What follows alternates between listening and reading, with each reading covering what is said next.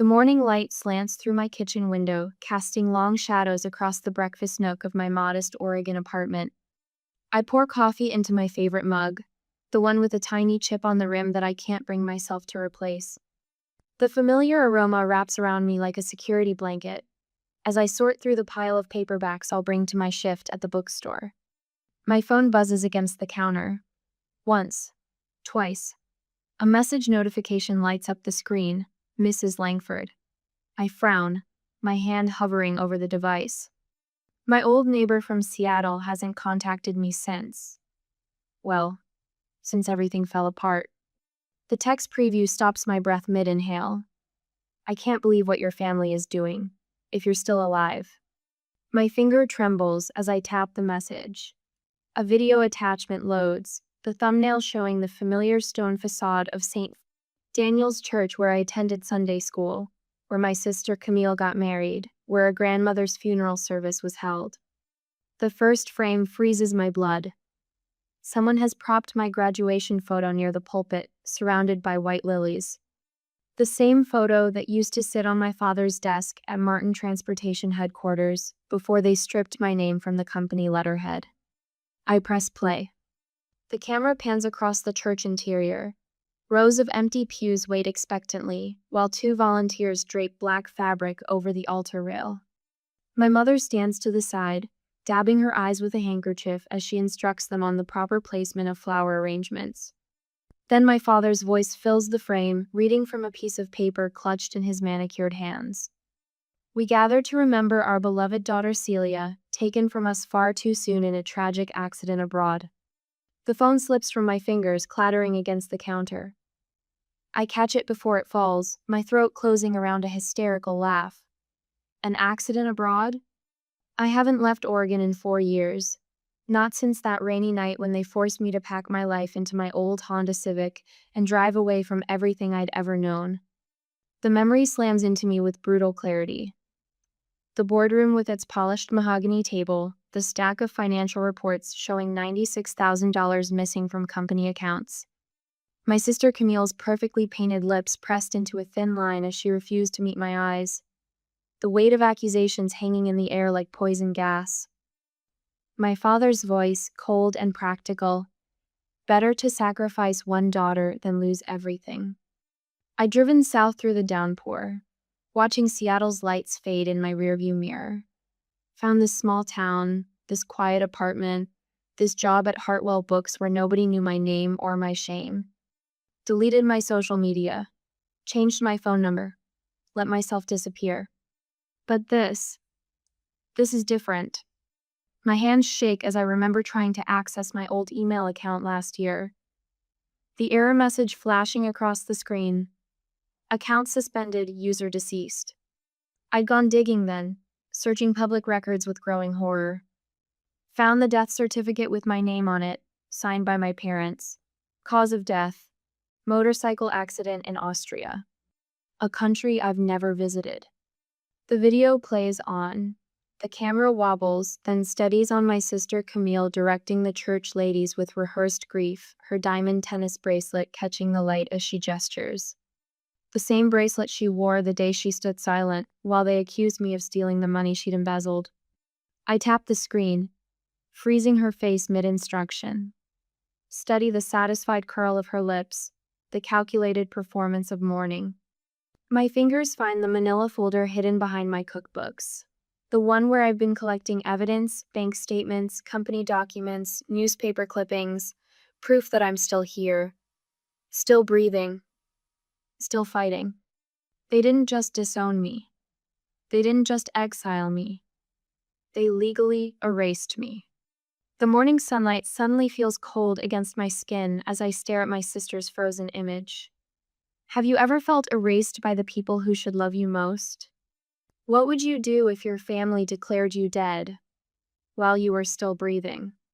I close the video and open my calendar app. Time to make a few phone calls. Time to rise from the dead. Later that day, my laptop screen glows in the darkened apartment, casting a harsh light across the scattered papers covering my desk. Public records fill my browser tabs. Death certificate, estate notices, probate filings. Each document bears my name in cold, official type. My shoulders ache from hours of searching, but I can't stop reading.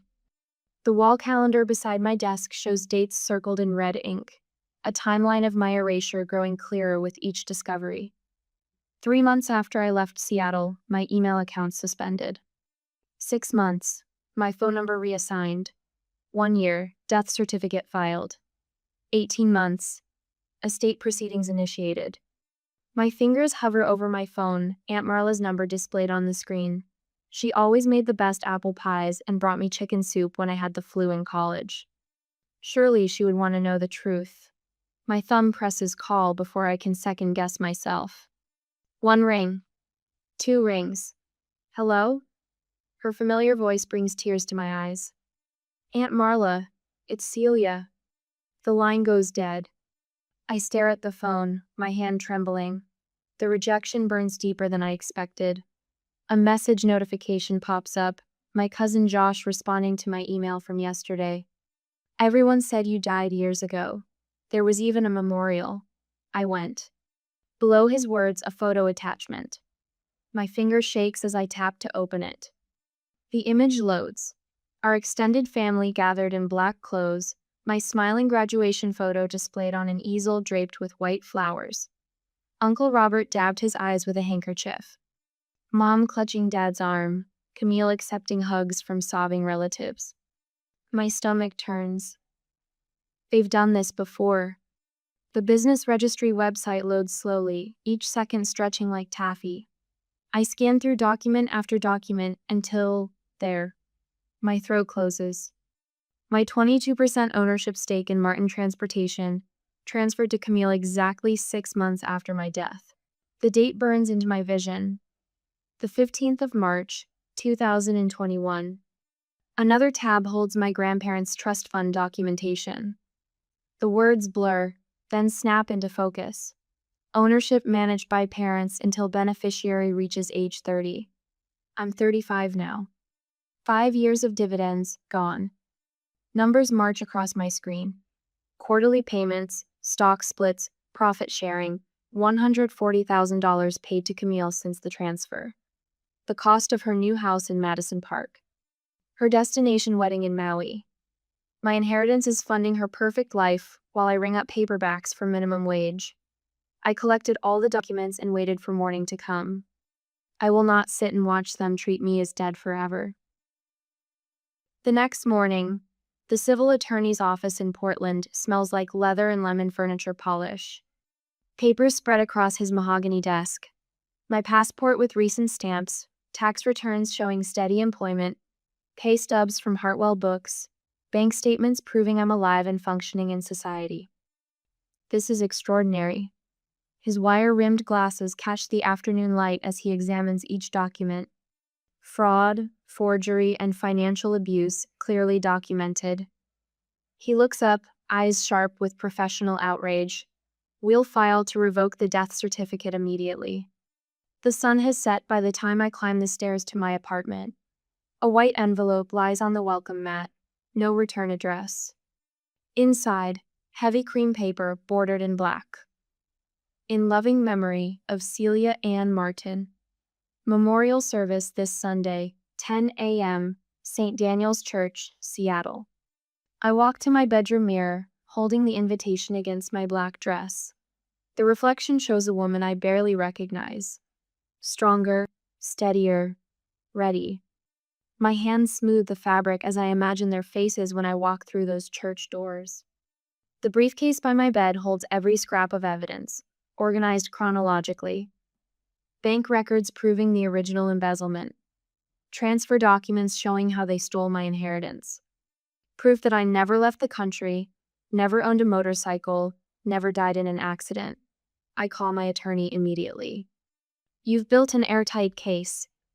My attorney's voice holds quiet satisfaction as we review the final preparations through the phone. The death certificate will be revoked.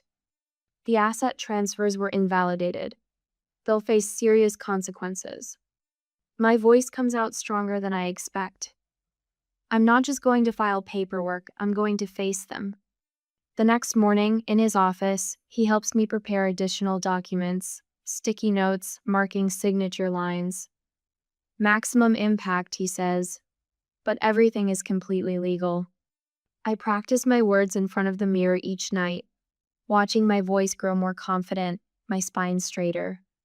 The scared daughter they cast aside transforms into something else entirely, a woman claiming her justice.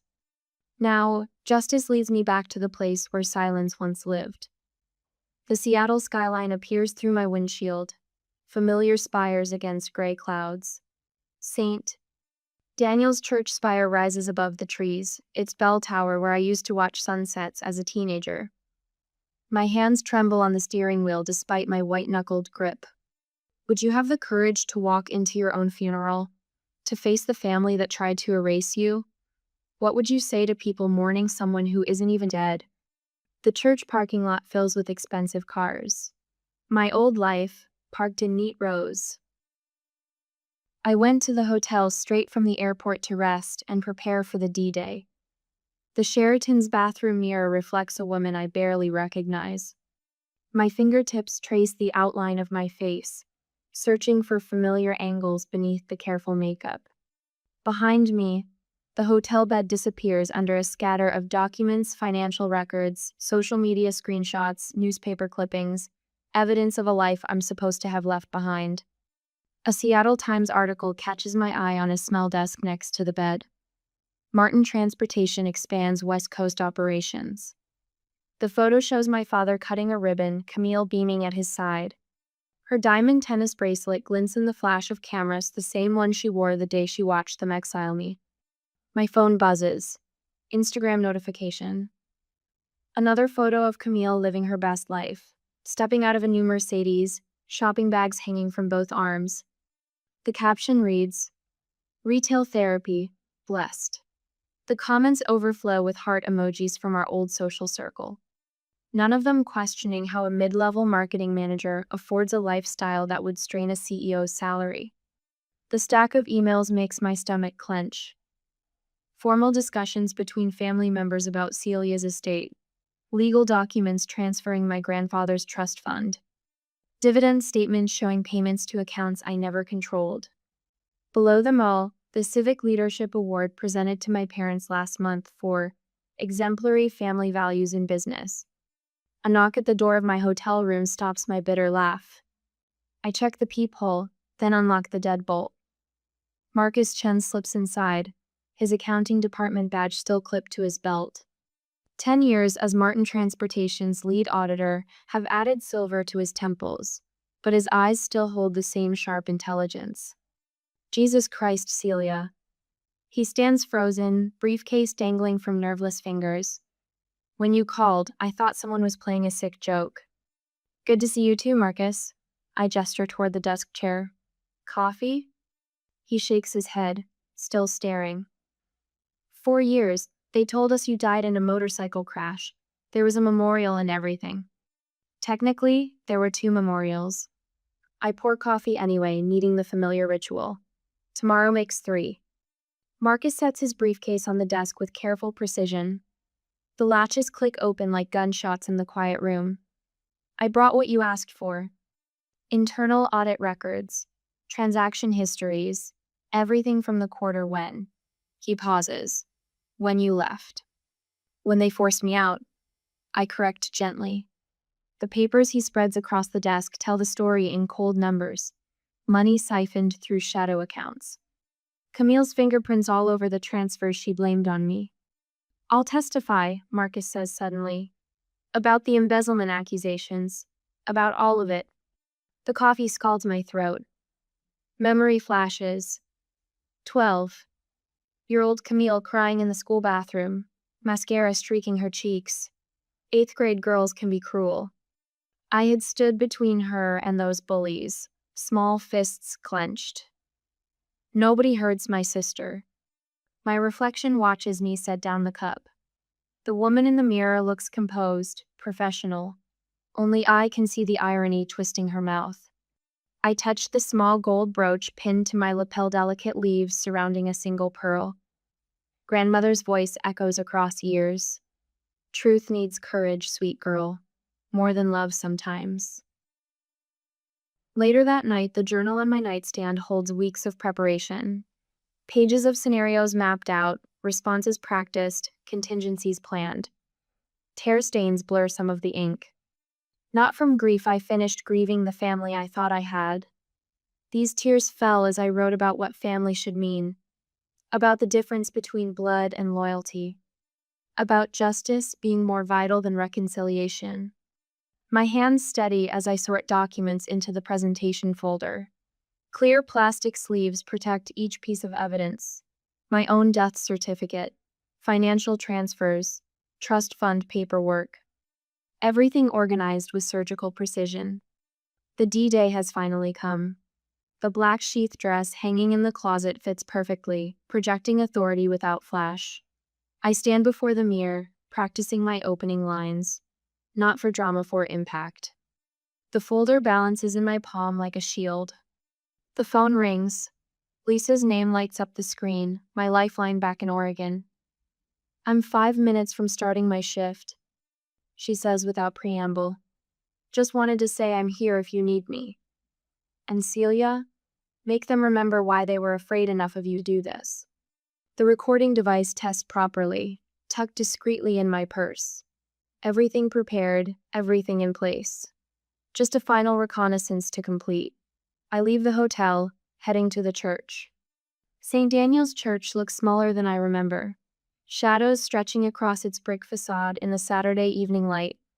I park across the street, watching the final preparations through my windshield. White lilies arrive in florist vans, their ribbon streamers proclaiming in loving memory. The irony would be funny if it didn't make me sick. Camille appears in the side doorway, elegant in a gray suit that probably cost more than my car. She directs the flower arrangements with the same precise gestures she used in corporate presentations. Still the perfect daughter, orchestrating the perfect memorial for the sister she helped erase. A black town car pulls up to the curb. My parents step out, greeting the priest with practiced warmth. My mother's hand flutters to her throat, she tells when she's acting. Some things never change. My reflection in the car window studies me as I prepare. Every hair in place, makeup subtle but flawless. The evidence folder slides into my leather briefcase with a satisfying click. My attorney's text confirms the legal documents are ready. The church parking lot is filled with expensive cars. Black-clad figures move between them like shadows. My parents stand at the entrance, accepting condolences with dignified grief. Camille's husband also arrives to help in this play of the devastated family to perfection. My watch reads 9:55 a.m. The leather steering wheel warms beneath my palms as I take one deep breath. Then another. What's harder, being declared dead or coming back to life? I was about to find out. Sunlight bathes the stone steps of St. Daniel's Church in gold. I pause at the corner, watching black-clad mourners drift through the heavy wooden doors. The spring breeze carries fragments of hushed conversations, punctuated by the soft click of dress shoes against concrete. My heart pounds against my ribs as I cross the street. Each step feels deliberate, measured, like walking through water. A woman in a charcoal suit glances my way, then does a startled double-take before hurrying inside. The fabric of my black dress whispers against my legs, the weight of my leather briefcase anchoring me to reality. The church bells begin their sonorous count to 10. 1, 2, 3. My fingers find grandmother's brooch at my collar, trace the delicate silver filigree. 4, 5, 6. She wore this same pin the day she told me. Truth needs courage, little bird. 7, 8, 9, 10. The final toll fades into silence as I reach the top step. Through the open doors, I glimpse the familiar crimson carpet, the polished pews where I once sat every Sunday. The scent of lilies wafts out my mother's signature funeral flower. Inside, the priest's voice resonates off stone walls. We gather today to remember Celia Martin, whose adventurous spirit led her to distant shores, where tragic fate claimed her far too soon. I slip through the vestibule, The memorial video plays on a screen beside the altar photographs from my childhood, college graduation, company events. Each image carefully selected to craft the story of a beloved daughter, lost too young. My mother dabs her eyes with a monogrammed handkerchief, while my father stands stoic beside her, hand resting protectively on her shoulder. Camille sits in the front pew, clutching her husband's arm. Her designer black dress probably cost more than 3 months of my bookstore salary. The dividends from my stolen inheritance at work. Please rise, the priest intones, for a moment of silence to honor Celia's memory. The congregation stands. The shuffling of feet and rustling of clothing fades into expectant quiet. I push both doors open. The sound echoes like a thunderclap through the sanctuary. Light streams in around me, and for a moment I'm nothing but a silhouette in the doorway. Then I step forward. The first gasp comes from somewhere in the middle pews, then another. A wave of recognition ripples through the gathering as heads turn. Mrs. Henderson from my parents' country club drops her prayer book. The thud seems deafening in the suspended silence. I walk down the center aisle, my footsteps steady despite my hammering pulse. Whispers erupt autumn leaves in a gust of wind. Is that her? How is this possible? My God. My father's face drains of color. Mother's fingers clutch her handkerchief so tightly her knuckles turn white. Camille grabs the back of the pew in front of her, swaying slightly. Her husband stares between her and me, confusion etching deeper lines around his mouth. The priest stumbles over his words. Prayer forgotten. Perhaps we should. I reach the front of the church and turn to face the congregation. My voice comes out clear and strong, carrying to the rafters. I heard I died. I'm here to correct the record. Opening my briefcase, I remove the death certificate. Hold it up so the morning light streaming through the stained glass windows illuminates the official seal. According to this document, I died in a motorcycle accident in Austria. My lips curve in a small smile. Strange, since I've been working at Hartwell Books in Oregon all this time. More papers emerge from my briefcase. My most recent pay stubs, tax returns, apartment lease. All dated well after my supposed death. Each document lands on the altar with a soft but decisive sound.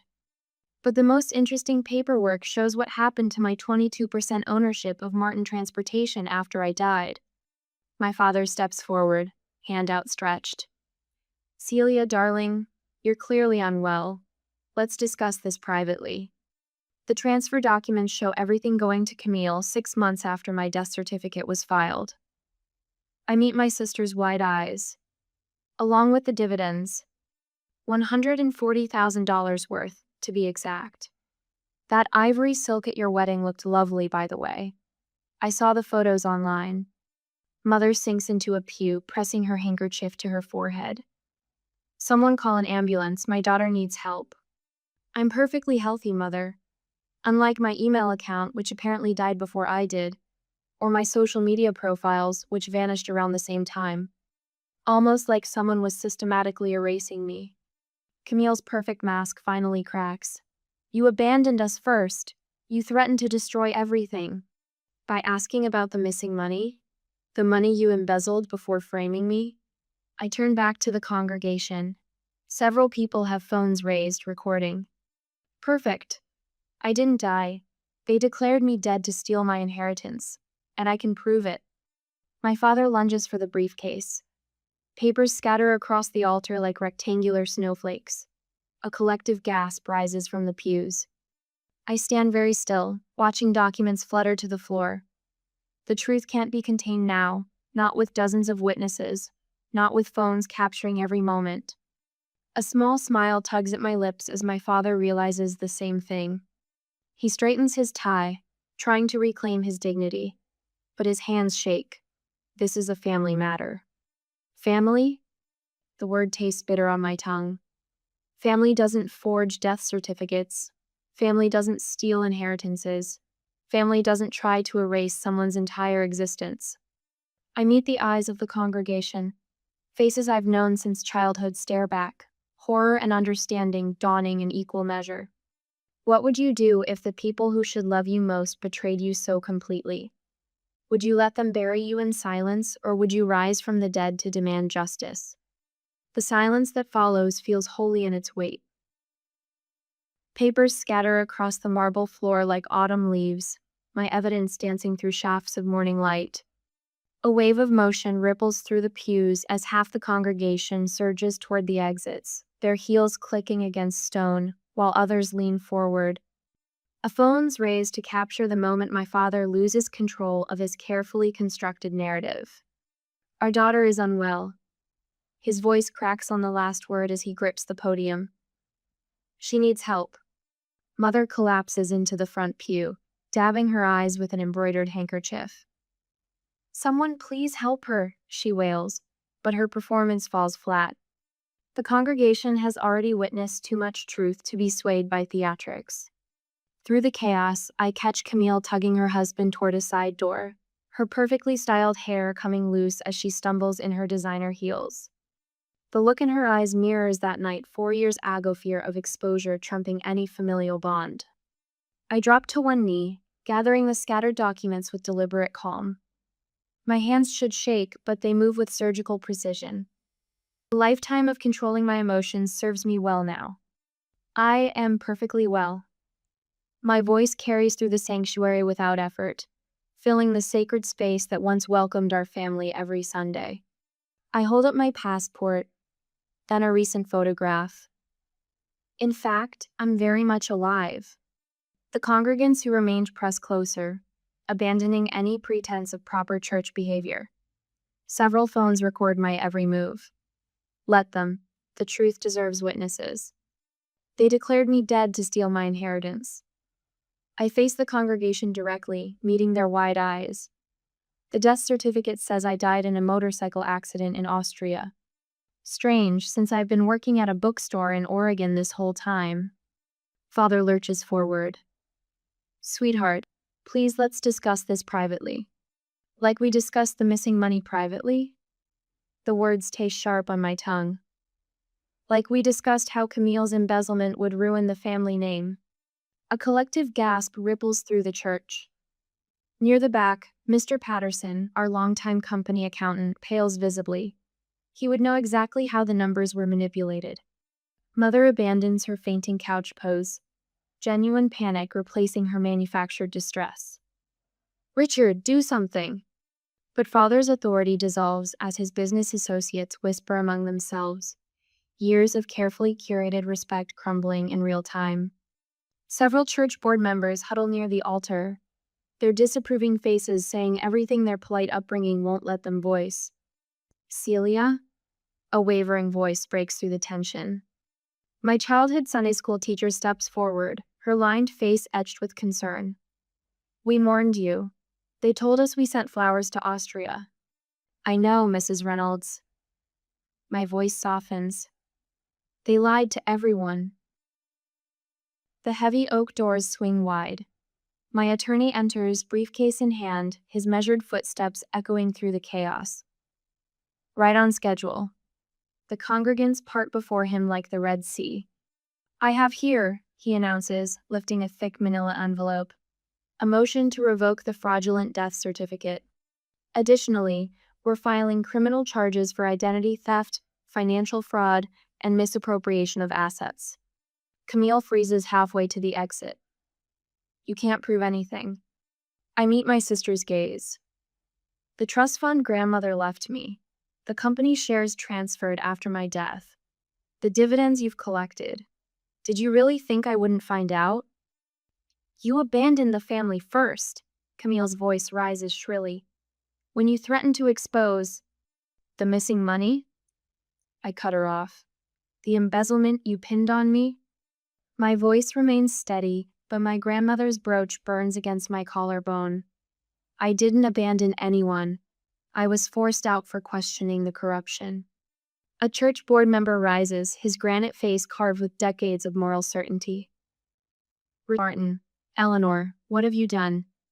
Father's shoulders slump. Mother sinks into the pew, all pretense abandoned. And Camilla, me sister, who I once protected from playground bullies, backs away like I'm the monster she pretended died in a foreign land. My attorney distributes copies of our legal filing to the stunned church leadership. I gather my remaining documents, tucking them into my briefcase with measured precision. The time for exposure has passed. Now justice will take its course through proper channels.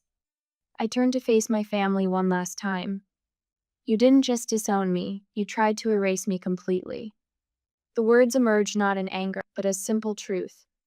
Family may be where wounds start, but truth is where healing begins. Pivoting toward the door, I feel the weight of decades of Sunday services, Christmas pageants, and family portraits lifting from my shoulders. The morning sunlight streams through stained glass, painting the marble floor in jewel tones, beauty emerging from shadow. Celia! The cry rings out as I reach the threshold. We're glad you're alive.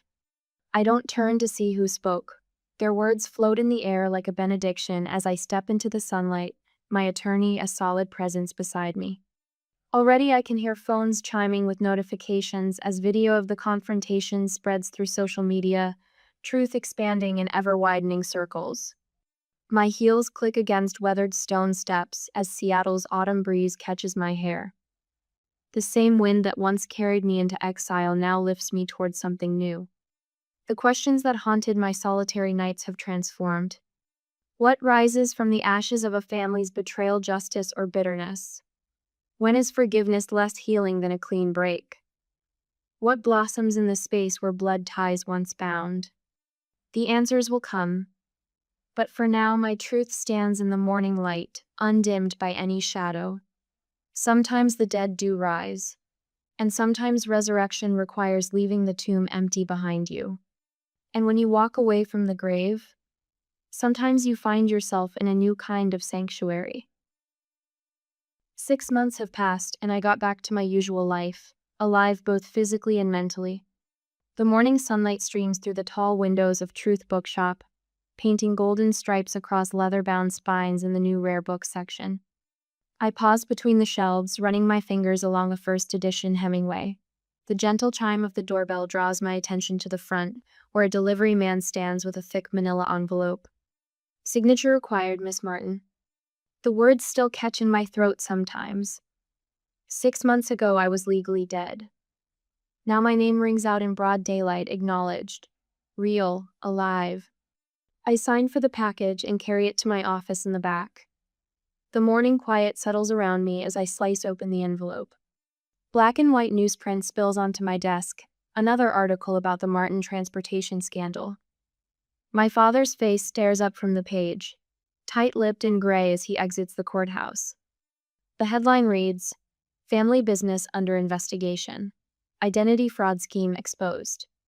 Behind my desk, 3 frames catch the light. The first holds my revoked death certificate, struck through with bold red ink. The second displays settlement papers returning my company shares with interest. The third, smallest but most precious, cradles a simple brass plaque. Truth Bookshop where stories find light. My phone buzzes. A text from Josh. Just saw Uncle Richard's sentencing date is set. You okay? I tap back.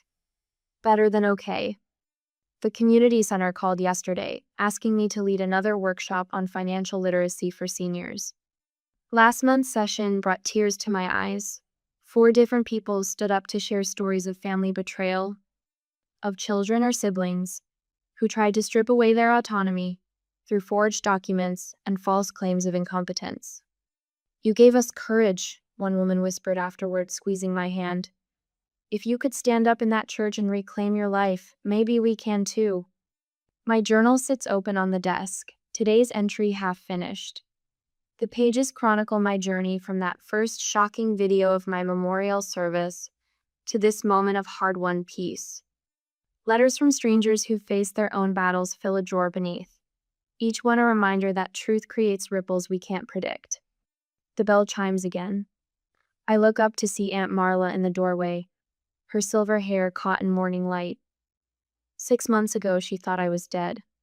Now she brings fresh scones every Thursday, each visit an attempt to rebuild what broke. I keep thinking about that day, she says, setting down a paper bag that smells of butter and cinnamon. When you walked into that church, her voice catches. I really thought you were gone, Celia. We all did. I know. The words come easier now, without the sharp edges of betrayal. That was the point. Josh arrives an hour later, laptop tucked under his arm. He's been helping modernize our inventory system, another bridge slowly rebuilding. The family constellation has shifted, some ties severed, others strengthened, new ones forged in unexpected places. My small staff has become more than employees. We share meals, secrets, celebrations, family chosen rather than inherited. The afternoon mail brings official notice of the final settlement.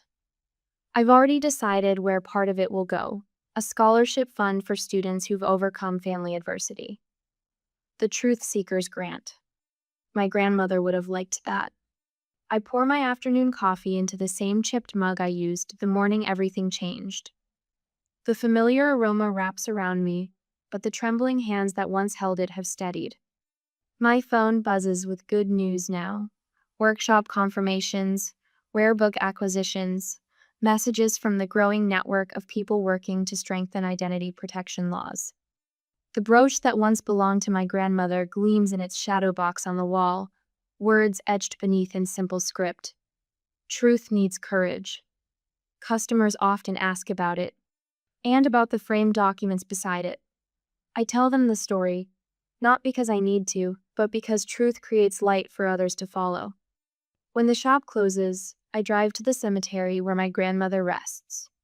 Wind rustles through old oaks as I lay fresh flowers against cool stone. You taught me that family is about love, not blood, I whisper. The words float away on autumn air, carrying no weight of regret. I haven't tried to reconcile with my parents or ill. Some bridges once burned should stay ash. Sunset paints the sky in shades of amber as I walk back to my car. My shadow stretches long and unbroken across cemetery grass, present, solid, undeniable. The woman who once hid in a small Oregon town, trying to disappear, has become someone who helps others become visible. Sometimes you have to die in their world to come back in your own truth.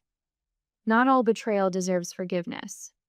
Some just deserves exposure, like photograph paper in a darkroom, images emerging from shadow into clarity. The truth about family is that it can be rebuilt, reformed, chosen. Blood may determine where your story starts, but courage determines where it leads. What would you burn to protect your dignity? What truth would you speak, even if your voice shook? How many times would you resurrect yourself until the world saw you, whole and undiminished, standing in your own light? I start my car, the engines purr familiar and grounding. Tomorrow brings another workshop, more stories to witness, more light to shine into shadowed places. Some people call it brave, this new life I've built. But bravery implies choice, and truth, once seen, leaves no other path. You can only be erased if you allow the false story to stand. My name is Celia Martin. I died on paper, but lived in truth. And that has made all the difference.